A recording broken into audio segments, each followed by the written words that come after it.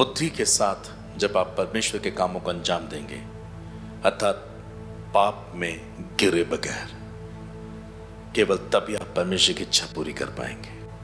मत्ती 7:21 को याद रखना, जो मुझे हे प्रभु कहकर पुकारते हैं, उनमें से हर एक स्वर्ग के राज्य में प्रवेश ना करेगा, केवल वो जो मेरे स्वर्ग के पिता की इच्छा पूरी करता है। अब देखो, हम कितने ट्रबल भरे संसार में हैं, बीमारी से भरे संसार में हैं, जादू टोनों से भरे हुए संसार में, कितनी पीड़ाओं से भरे हुए संसार में है, शैतान से भरे हुए संसार में। अब प्रभु हमसे मांग कर अपनी मासूमियत को मेंटेन रखना। How it's possible? It is possible when you read the word of God daily, slowly and again and again. पाप भी मत करो और अपना नुकसान भी मत होने दो, बैलेंस रखो।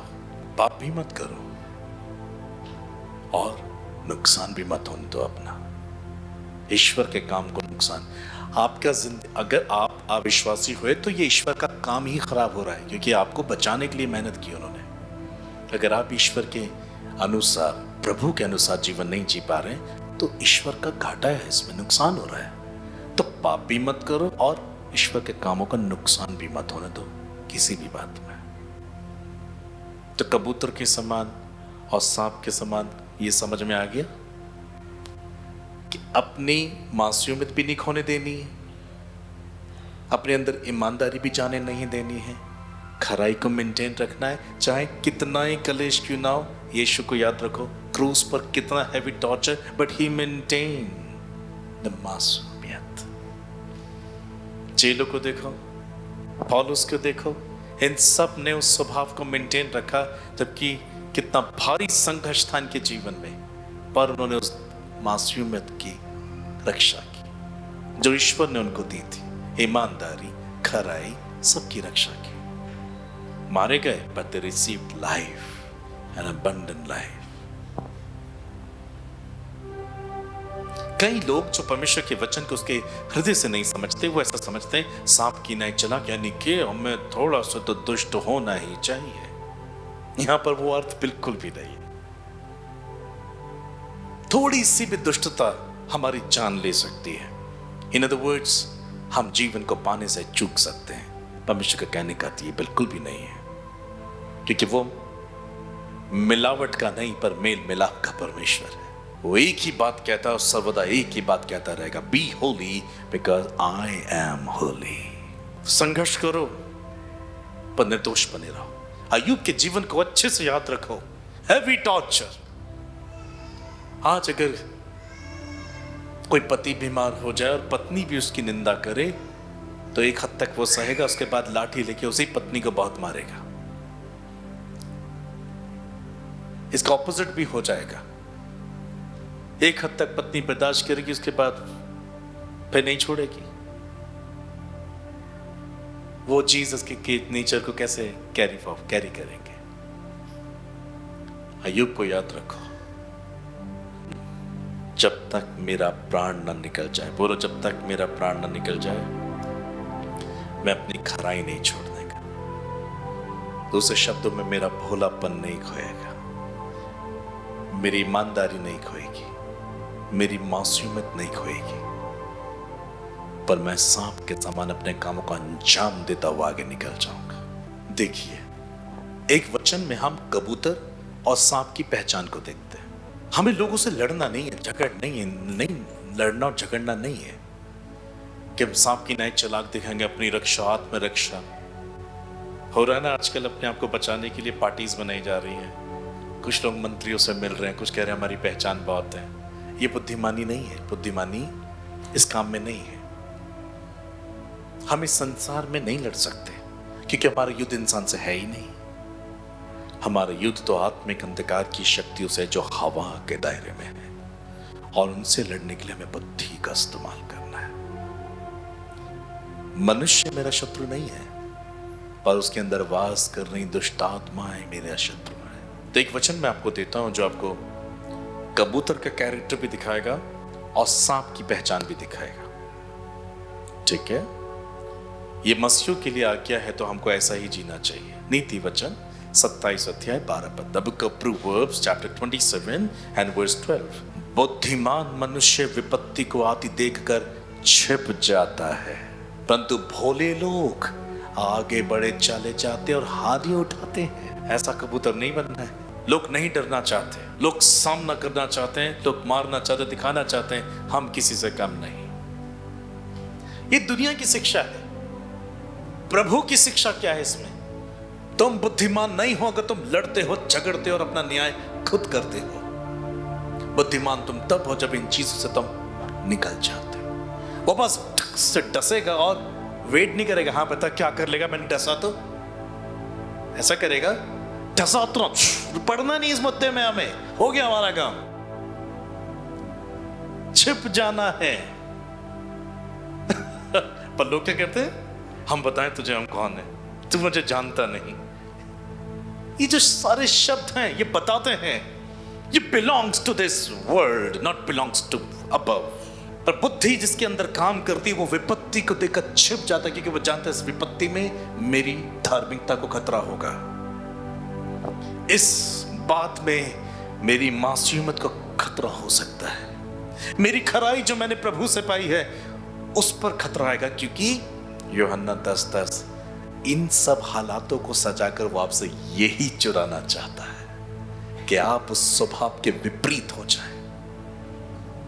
आप जितना मीठा, इतना प्रेम, इतनी पवित्रता से बोलते, नहीं शैतान चाहता आप दोष लगाओ, आप निंदा करो, आप गालियां दो, आप कोसो लोगों को, क्योंकि उन्होंने आपको छुआ है। परीक्षा से हारना नहीं है, मगर परीक्षा से बचने के भी उपाय निकालने चाहिए। यूसुफ को याद रखो, पोतीफर की पत्नी के हाथों में पड़ गया था, नहीं छुड़ा पाया तो अपने कपड़े छोड़कर भाग गया, पर भाग गया। अपनी मासूमियत में तो उसने अपने हाथ से जाने नहीं दी, उसने अपनी धार्मिकता की रक्षा की, उस भोलेपन की केयर की जो ईश्वर ने उसको दिया। संघर्ष के बीच में था, संकट के बीच में था, but he protect his righteousness. सांप की नहीं उसने बुद्धिमानी लगा, उसने कपड़े खोले। यही प्रभु कह रहे हैं हमको। जो ईश्वर के हृदय को नहीं समझते वो कहते हैं हम मसीह किसी से कम नहीं, हम लड़ेंगे, हम डराएंगे, बताएंगे हम कैसे मसीह हैं। हमें ये नहीं करना है, ये हमारी खुदा का नेचर नहीं है। चलो ऐसा करके हम जीत भी जाएं, हम दबा कर सेवकाई करें लोगों को, बट एट द एंड न्याय के दिन आप हार जाओगे, आप स्वर्ग नहीं पहुंचोगे। लेकिन जिनको आपने डराया उनको बचाना था, पर वो तुमसे डर के प्रभु के वचन के पास कभी नहीं आए। बी केयरफुल आप कैसा जीवन जी रहे हो। बुद्धिमान व्यक्ति ऐसी परिस्थिति को देखकर छिप जाता है, मगर जो नहीं समझता बुद्धि को वो आगे बढ़ता है और खूब दुख उठाता है। सेवकाई को अंजाम देते समय प्रभु यीशु मसीह के कुछ उदाहरण, प्रभु यीशु मसीह कैसे अंजाम दे रहा था परमेश्वर के कार्य को, जानना चाहते हो? यूहन्ना 12 में प्रभु यीशु मसीह सेवा कर रहे थे, प्रचार कर रहे थे। प्रचार के अंत में उनको ऐसा लगा अब मेरे संदेश के बाद लोग भड़केंगे, यानी कुछ ऐसा होगा जो ठीक नहीं है। Then what he did? John chapter 12 verse 36, यूहन्ना 12:36 में लिखा है, यीशु कह रहे थे जब तक ज्योति तुम्हारे साथ है ज्योति पर विश्वास करो कि तुम ज्योति के समान हो जाओ। ये बातें कहकर यीशु चला गया और उनसे छिपा रहा। He hid himself. उसने अपना मैसेज दिया, उसने जब काम कर रहा था और उसके बाद हाइड हो गया, छिप गया, क्योंकि उसे ईश्वर के कामों को भी और अंजाम देना था। कुछ समझ में आ रहा है? ये रणनीति प्रभु हमें सिखा रहे हैं और हम प्रभु से एकदम एक्स्ट्रा, हम डरते नहीं।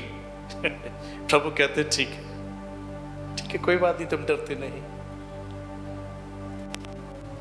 As an example, for example कि प्रभु ने मेरे लिए अगले 5 साल की सेवा रखी है और बहुत आलीशान सेवा रखी है, पर मैं डरता नहीं हूं किसी से, खुलेआम बोलूंगा जो बोलना है।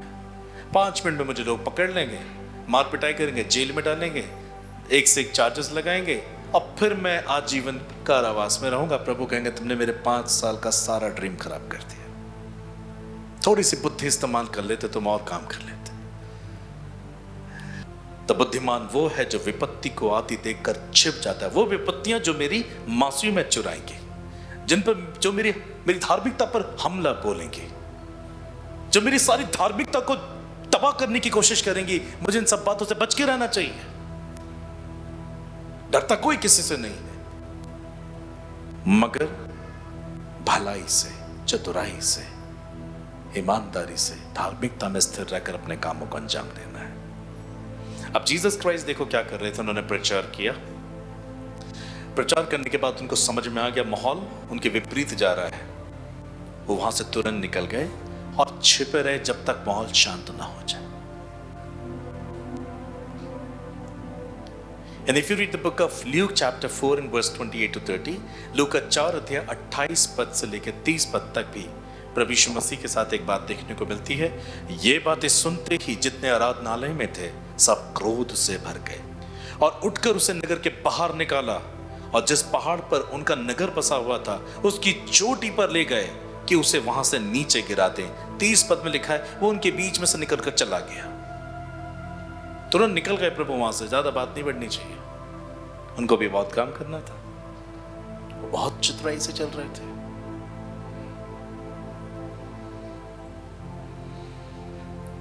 इवन यूहन्ना 11 अध्याय में 53 वर्स से लेके 54, यूहन्ना 11 53 से 54 पद में भी लिखा है, सो उसी दिन से वे उसके मार डालने की सम्मति, याजक, महायाजक सब लोग यीशु के प्रचार से नफरत कर रहे थे, उन्हें मार डालना चाहते थे। और लिखा है वो उसी दिन से उसको मार डालने की योजना भी बनाने लगे। 54 पद में लिखा है, इसलिए यीशु उस समय से यहूदी में प्रकट होकर ना फिरा, यानी कि अब वो कहीं पर भी पब्लिक प्लेस में जल्दी से देखा नहीं जा रहा था।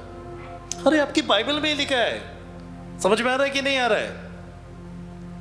जब प्रभु को मालूम हुआ कि अब सारी हवा मेरे अगेंस्ट में जा रही है, उनको मालूम था कि ऐसा होना भी है, पर क्योंकि ईश्वर के कामों का अंजाम देना है, अभी हाथ में नहीं आना है, ईश्वर की इच्छा पूरी नहीं हुई, फिर वो प्रत्यक्ष रूप में, प्रगट रूप में फिर नजर नहीं आए। उसके बाद फिर वो यहूदियों में प्रकट होकर नहीं फिरा, परंतु वहां से जंगल के निकट के देश में इफ्राइम नाम एक नगर को चला गया और अपने चेलों के साथ वहीं रहने लगा। हालांकि कुछ समय के बाद वो फिर लौटे जब उनका मामला शांत हो गया।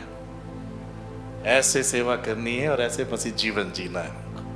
प्रभु ने सारी चीजें हमें सिखाई है बाइबल में, और इसीलिए प्रभु यीशु ने अपने चेलों को आज्ञा दी, मत्ती 10 अध्याय जो हमने पढ़ा, कि तुम्हें अपना जीवन कैसे जीना है। जब भाई भाई को और पिता पुत्र को और घात के लिए सौंपेंगे, बच्चे माता पिता के विरोध में उठकर जब उन्हें मरवा डालेंगे, ये समय आएगा मेरे नाम के कारण जब लोग तुमसे बैर करेंगे, पर जो अंत तक धीरज धरे रहेगा उसी का उद्धार होगा। मासूमियत मेंटेन रखनी है, ईमानदारी का ख्याल रखना है। मगर 23 पद में लिखा है, अगर हो सके तो ये कर जाना, प्रभु ने सिखाया, जब वो तुम्हें एक नगर में सताएं तो तुम दूसरे को भाग जाना। Hallelujah, praise the Lord. सुरक्षा तो केवल सेनाओं का यहोवा देता है। Hallelujah, praise the Lord. केवल प्रभु देता है, इसलिए हमें ईश्वर की खोज पहले करनी चाहिए। विपत्तियां वहां ज्यादा पड़ती हैं जहां पर इंसान की सुरक्षा का जो सोर्स है वो बदल जाता है, वो खुदा ना होकर कोई और हो जाता है, तो फिर चरम सीमा पे परीक्षाएं आती है। प्रभु यीशु ने कहा वो समय आ रहा है। अब मैं ये नहीं पढ़ के नहीं बता रहा हूं, मैं आपको एक प्रॉफिटिक वर्ड दे रहा हूं, ये आपके देश में और ग्लोबली आ रहा है। जो आपको बहुत चूम रहे हैं ना, यही आपका पता बताएंगे। यीशु मसीह को किस करके पकड़ाया था, प्यार से ही पकड़वाएंगे वो। अगर वो आपको पहले से बता देंगे कि वो आपके खिलाफ है, तब तो आप भाग जाओगे। तभी मैं कह रहा हूं, सांप की नाई चालाक, कौन मुझसे बातें कर रहा है पता लगाओ, कौन मेरे आसपास है बुद्धिमानों के समान, कहीं आपका काम खराब ना हो जाए, क्योंकि आपने बहुतों को बचाना है। क्योंकि हम बुद्धि सांप की इस्तेमाल कर रहे हैं, मगर हम उसका दुष्ट कार्य नहीं संभाल रहे कि हम जहर फैला रहे, नहीं, हम जीवन को दे रहे हैं लोगों को, हम उद्धार का काम करा रहे हैं। इसलिए यीशु ने कहा, यदि वो तुम्हें एक नगर में सताएं तो तुम दूसरे नगर में भाग जाना। मैं तुमसे सच सच कहता हूं, कि तुम इज़राइल के सब नगरों में ना फिर चुकोगे कि मनुष्य का पुत्र आ जाएगा। मतलब इसी काम को कंटिन्यू करते रहो, तुम्हें पता भी नहीं लगेगा कब प्रभु आ जाएगा। थिंक अबाउट यू कि आपके पड़ोसी, आपके रिश्तेदार, आपके सगे संबंधी जो आपके साथ काम करते हैं, ये हो सकता है कि वो आपके बैरी हो, विरोधी हो। उनसे मत उलझो। मैं ये तो नहीं कह रहा आप उनसे डरो, पर मैं ये भी नहीं कह रहा हूं कि आप उनका सामना करो। लिखा है बुरे लोगों का सामना कभी नहीं करना, कि बुरी संगति अच्छे चरित्र को बिगाड़ देती है। उनके अंदर तो शैतान है ही हावी, पर यदि आप उनसे उलझोगे, आपकी मासूमियत चुराने का काम होगा, आपकी खराई को तबाह करने का काम होगा। फिर आप हाथ पे हाथ मिलते जाना, इतने साल से जो पाया था आज सब खत्म हो गया एक झटके में। आज मुंह से गालियां भी निकल गई, कोसना भी निकल गया, शराब भी निकल गया। अब फिर सॉरी जीसस, सॉरी जीसस। अभी जिंदा है तो वो आपको माफ कर देंगे, पर एक दिन ऐसा आएगा कि वो आखिरी दिन होगा आपका।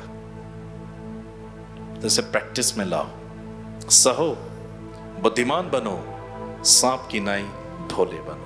बुद्धिमान और कबूतर की नाई भोले बनो। मैं आई होप आपको यह संदेश और उसकी गहराई समझ में आई है। कितनों को समझ में आई? In the Lord's prime minister there is no entertainment at all. इस सेवा के अंदर कोई भी एंटरटेनमेंट नहीं है कि एक व्यक्ति मनोरंजक कराए आपका यहाँ पर। नो, बहुत कीमती है आप। हम क्यों जाते हैं रविवार, हम क्यों जाते हैं संडे चर्च? ईश्वर ने जो हमारे अंदर उसके पुत्र के द्वारा बोया है, वो जड़ पकड़ता रहे, बस इसलिए आते हैं। ये ऐसा है कि मानो एक रविवार मिला, प्रभु कह रहे हैं देखो तुम अभी भी पवित्र बने हुए हो, बने रहना। बस वो आपको मजबूत करता है, एनकरेज करता था कि पूरे हफ्ते मजबूत रहो। क्या पता इसके बाद जाते ही परीक्षा का दौर शुरू हो जाए। पर प्रभु ने मुझसे कह दिया है समय आ गया है, धीरे धीरे परेशानियों का संकट शुरू हो गया। वो मनुष्य जरूर हार जाएगा जो वचन नहीं पढ़ता। जिनके परिवारों में दुआएं प्रार्थना नहीं होती, वहां एकता नहीं होती। जहां पर एकता नहीं है, वहां पर यह फसाद होगा कि पिता पुत्र को और पुत्र पिता को, क्योंकि वो एक मन एक चित्त नहीं है। वहां पर डिवाइडेशन है, एक मन के लोग नहीं है ना। वहां बेटा ही प्रभु की खोज कर रहा, बाप ही नहीं कर रहा, तो बाप मरवा देगा।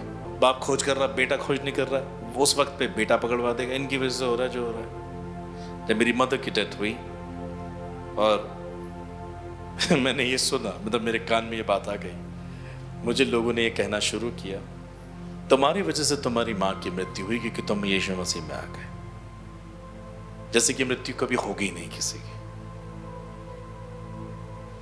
फिर मेरे पापा की भी डेथ हो गई, मेरे ब्रदर की भी डेथ हो गई।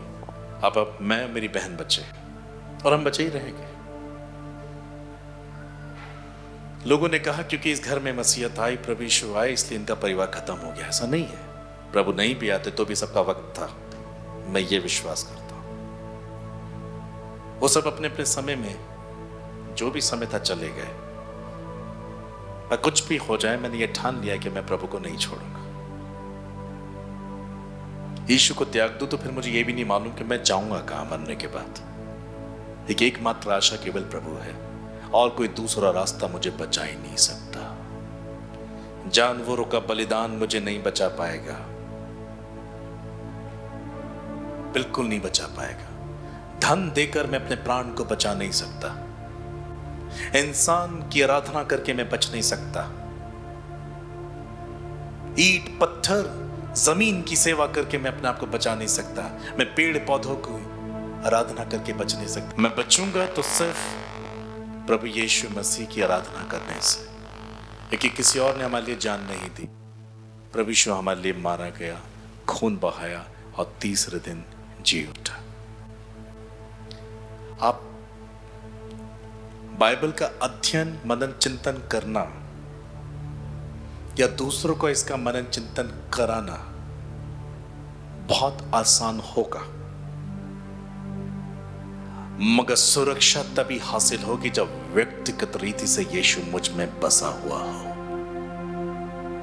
ज्ञान के आधार पे नहीं, आयतों के आधार पे नहीं, कितना प्रचार किया, कितने लोग बचाए, कितने बपतिस्मा दिए, इसके आधार पे नहीं मैं बचता। मैं बचता हूं कि यीशु से मेरा व्यक्तिगत जीवन कैसा है, मेरा personal attachment with my Jesus. तो भेड़ियों के बीच में स्टेबिलिटी रहेगी, विरोधियों के बीच में भी आप जुनून से काम कर पाओगे जब आप परमेश्वर के वचन को रोज धीरे धीरे और बार बार।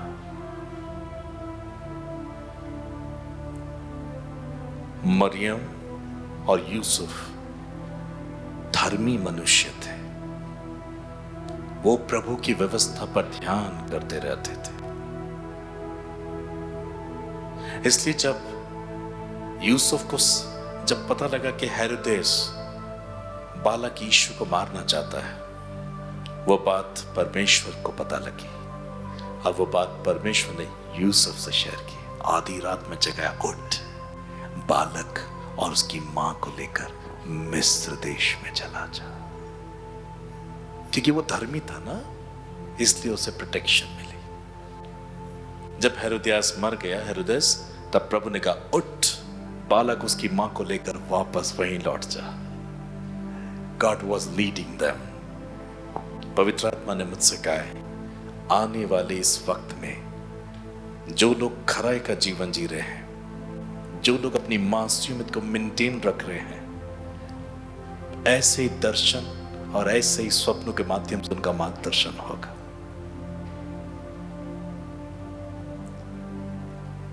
अगर आप डिवाइन गॉस्पेल को जानते हैं जिसमें अलौकिक बातें शामिल हैं, तो पतरस के बारे में कैसे स्टडी है कि पतरस जब कमजोर हो जाता था तो उसे घंटों प्रार्थना नहीं करनी पड़ती। He was connected with the heart of God all the time. So कभी भी जब वो परेशानी होती थी तो बस वो, प्रभु मैं क्या करूं, वो तुरंत ही आत्मा में आ जाता था और वो सुनता था, take right, take left, go straight, I am with you. तुरंत उसको सहायता पहुंचती थी, वो नक्शा तुरंत समझता था। पर जो लोग प्रार्थना नहीं करते, वचन नहीं पढ़ते, ईमानदारी का जीवन नहीं जीते, बहुत हानि उठा लोगे, बहुत दुख उठाओगे। अभी तो कुछ भी नहीं हो रहा है, पर आप रास्ते पर है और आप सबके दरवाजे उसमें खटखटाए जाएंगे। बहुत ध्यान देना, बुजुर्ग माता पिता अपना ध्यान दो, वैवाहिक लोगों को अपना ध्यान दो, जवान अपना ध्यान दे, बच्चे भी ध्यान दे, ऑनलाइन सब लोग अपना बहुत ध्यान दो। मैं कोई भी एंटरटेनमेंट नहीं करता हूं कभी भी। I am receiving the guidance from God. हालांकि ये कहना मुझे अपने आत्मा में बहुत संतुष्टि देता है, पर लोगों ने इन चीजों का मजाक बना दिया। वो पवित्र आत्मा मुझसे कह रहा है, कुछ नहीं कह रहा पवित्र आत्मा उनसे। जैसे प्रॉस्पेरिटी के बारे में बोल रहे हैं, पवित्र आत्मा उनसे बात नहीं करता। Only for healing, healing, healing, healing, only healings and only healing, physical healings, पवित्र आत्मा बात नहीं कर रहा हुआ। पर जब रिकंसाइलमेंट की बात होती है, कन्फेशन की बात होती है, धार्मिकता की बात होती है, वहां पवित्र आत्मा बात करता है। Take your Bible and spend your time in prayer. आप यहां पर कुछ लोग ऐसे जो प्रभु में हैं, मतलब आप मसीह नहीं है, पर अब मसीह आपको पसंद आने लगा है। तो आपका सिर्फ सुनने से नहीं होगा, आपको अपनी लाइफ में इंप्लीमेंट करना पड़ेगा इस वचन को। आपका पहनना, ओढ़ना, बोलना, चलना सब बदल जाए एकदम तुरंत, इंस्टेंटली। ऐसा नहीं है कि आप यहां पर मसीह की तरह नजर आ रहे हो, घर में जाके वही हो जाते हैं जो आपके समाज में किया जाता है। नहीं, बिल्कुल भी नहीं। मत घबराओ। ये परीक्षा मुझ पर भी आई 19 साल पहले, बट मैं जीत गया। कैसे बचाए जाओगे? अपनी बोलचाल, अपना पहनना ओढ़ना सब कुछ वचन के अनुसार कर लो। You will be blessed। अपनी जिंदगी को यीशु के समान बनाओ। अगर आपको वाकई यीशु की जरूरत है तो यहां बैठो और सुनो। मगर अगर आप सिर्फ यहां इसलिए बैठे कि मेरा घर ठीक हो जाए, मेरा पति ठीक हो जाए, मेरे बच्चे ठीक हो जाएं, मेरी ये बीमारी चली जाए, और उसके बाद मैं इस भवन को भी छोड़ दूंगा, एक कॉलेज को छोड़ दूंगा। भवन तो नहीं है, भवन तो आम है। तो बी केयरफुल, मैं एकदम क्लियर शब्दों में बात कर रहा हूं। अगर आप केवल किसी रीजन से यहां बैठे हैं तो बी केयरफुल। बचाए तो तभी जाओगे जो बातें बताई जा रही उस पर आप चलो खराई के साथ। यहां से निकलते एक नई दुनिया दिखने को मिलती है जो आपको खींचती है डिस्को की तरफ, जो खींचती है आपको पार की तरफ, जो खींचती है आपको मौज मस्ती की तरफ, खींचती है आपको बुराई की तरफ। और जैसे आप इसमें सहभागी होते हैं, इससे यह पता लगता है कि आपको प्रभु से कुछ लेना देना नहीं है, आप सिर्फ प्रभु से फायदा उठा रहे हैं। मैं जो कह रहा हूं वो आपको समझ में आ रहा है। बी केयरफुल, ये जीवन का वचन है। तो आई होप आपको ये संदेश समझ में आया। May God bless his word and may God bless you all. आमीन। Give a big clap to Jesus.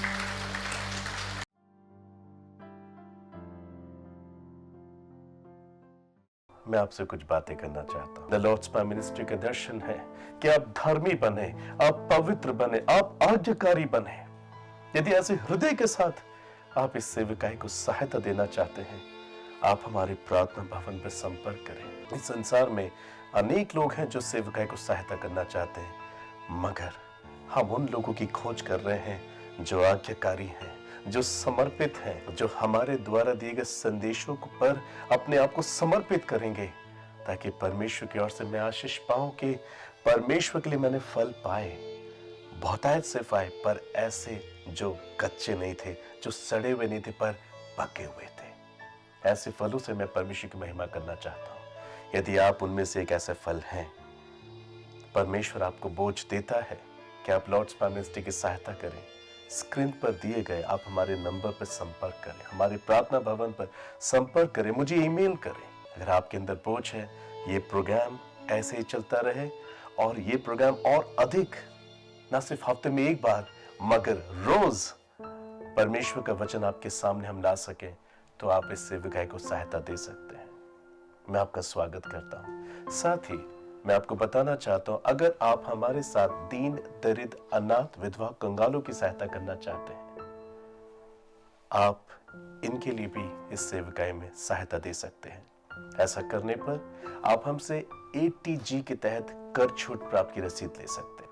If you are walking with Jesus, come, you can support the ministry. और इसी प्रकार से परमेश्वर आपको बहुतायत से आशीष देंगे।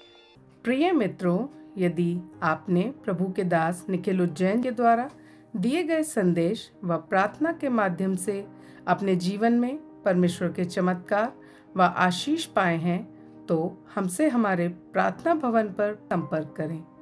हमारा नंबर है 9997077570। यदि आप हमारे सहभागी बनना चाहते हैं, तो आप हमारे दिए गए व्हाट्सएप नंबर के द्वारा हमसे संपर्क करें। हमारा नंबर है 7895251569। यदि आप अपने अनुदानों के द्वारा द लॉर्ड्स पावर मिनिस्ट्री की सहायता करना चाहते हैं, तो आप हमारी वेबसाइट पर लॉगिन कर सकते हैं।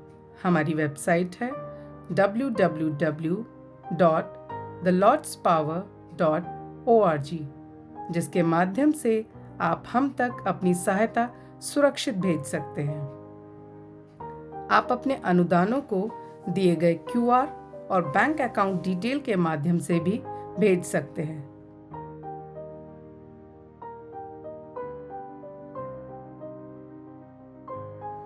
प्रिय मित्रों, हमारे दानदाताओं को द लॉर्ड्स पावर मिनिस्ट्री में योगदान करके कर प्राप्त करने का विशेष अधिकार प्राप्त है। सामाजिक कारणों के लिए द लॉर्ड्स पावर मिनिस्ट्री को किए गए दान पर भारतीय आयकर अधिनियम की धारा ATG के अनुसार कर छूट है। सहायता हेतु दिए गए नंबर पर संपर्क करें 9997777570 या हमारी वेबसाइट www.thelordspower.org पर लॉगिन करें। धन्यवाद।